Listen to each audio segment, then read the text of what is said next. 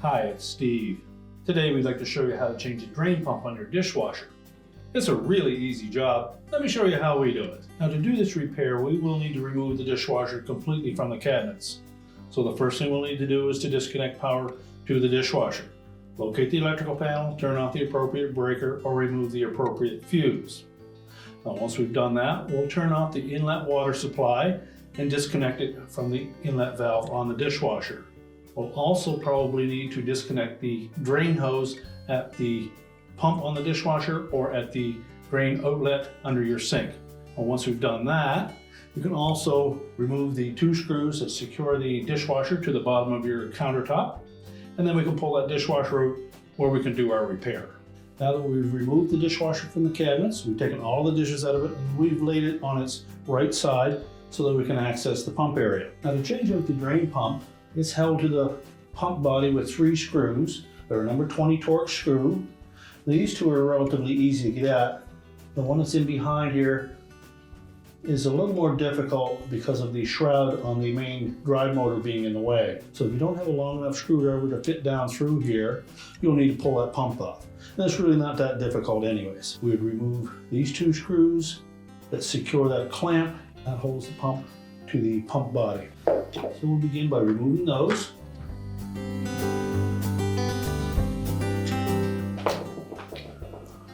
And then just take a flat blade screwdriver and go underneath that and just pry it out gently.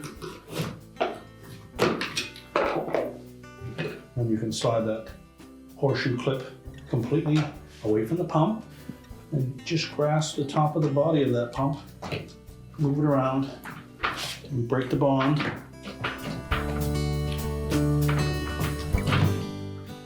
And then we can lift that out of the sump opening,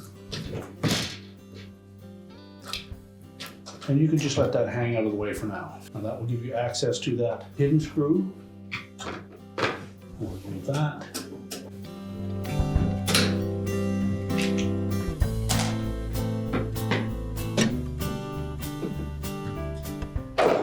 Also pull the wires away from the terminals. They may be on there quite tight, so use a pair of pliers if you need to.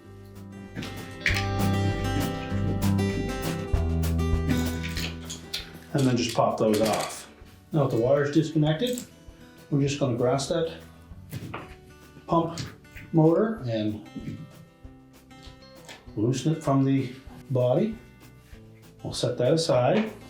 Now you'll note that the new pump motor has an O-ring instead of that large gasket. The body is designed to accept that. So just clean up the inside edge of the sump area here, and you can moisten it if you wish. That will allow that to fit in easier. And we'll reinstall those retaining screws.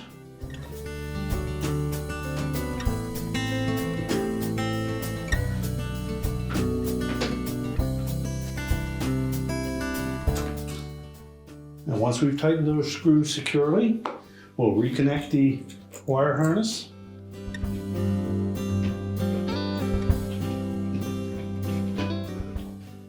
Now next we'll make sure that the opening for that circulation pump is clean and free of any debris.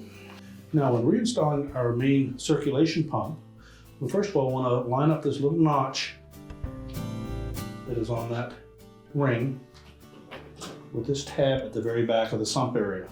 We're also going to put a little bit of soapy water on those O-rings so that they'll fit into this opening easier. And of course, make sure that we've cleaned that out well so that there's no debris.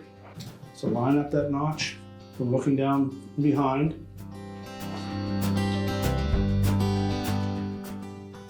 And that will allow that pump body to sit flush with the sump.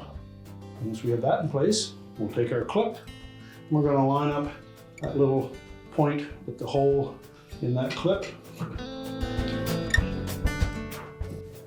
And then we can reinstall the retaining screws. Once we have those tightened up, We can then stand the dishwasher up and we'll prepare to push it back into the cabinets. We're now ready to reconnect our inlet water supply and turn it on. We'll reconnect the power.